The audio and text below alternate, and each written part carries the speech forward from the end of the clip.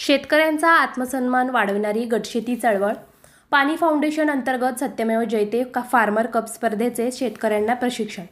पाणी फाउंडेशन अंतर्गत सत्यमेव जयते farmer cup स्पर्धेचे शेतकऱ्यांचे प्रशिक्षण आर्यन रिसॉर्ट येथे सुरू झाले आहे. यामध्ये जळगाव जिल्ह्यातील अमळनेर व जामनेर तालुका, नंदुरबार जिल्ह्यातील नंदुरबार व शहादा तालुका तसेच बुलढाणा जिल्ह्यातील मोताळा तालुक्यातील शेतकरी वर्गाचे प्रशिक्षण सुरू झाले आहे.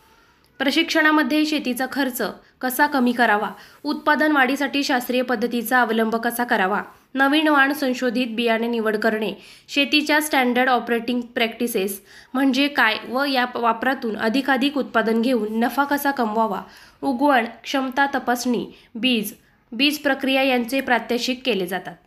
प्रशिक्षणानंतर शेतकरी गट तयार करून एकत्रितपणे निविष्ठा खरेदी करणे, घरच्या घरी दशपर्णी व निमार्क यांसारख्या औषधांची निर्मिती करणे, एकमेकांच्या शेतात आवड-सावड पद्धतीने कामे करणे या कामांना गती मिळाली आहे.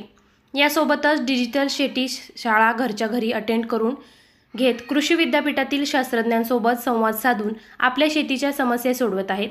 त्यामुळे अनेक शेतकरी गटांच्या उत्पादनात मोठ्या प्रमाणात वाढ झाली आहे, असा अनुभव शेतकऱ्यांना मिळाला आहे. फाउंडेशनचे मुख्य मार्गदर्शक डॉक्टर अविनाश पोळ यांनी मार्गदर्शन करताना सांगितले की तोट्यात जाणारी आपली शेती नफ्यात बदलण्यासाठी एकट्याने शेती न करता शेतकरी गट तयार करून एकत्रितपणे शेती करण्याची वेळ आली आहे. फार्मर कप ही गटशेतीची चळवळ असून आपल्या जिल्ह्यातील व महाराष्ट्रातील प्रत्येक शेतकरी बांधव जर या चळवळीत सहभागी झाला तर भेडसावणाऱ्या समस्या एकजुटीने सोडवू शकतील. शेतकरी बांधवांनी आपला आत्मविश्वास वाढवण्यासाठी व आपला आत्मसन्मान निर्माण करण्यासाठी या गट शेतीच्या चळवळीत निश्चितपणे सहभागी व्हावे, असे आवाहनही डॉक्टर पोळ यांनी केले.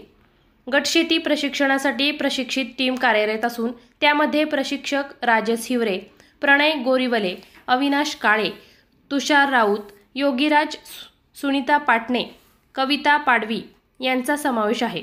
तर छत्रपती संभाजीनगर जिल्ह्यातील विविध शेतकरी कार्यक्रमासाठी उपस्थित होते. भगवा महाराष्ट्र न्यूज, छत्रपती संभाजीनगर.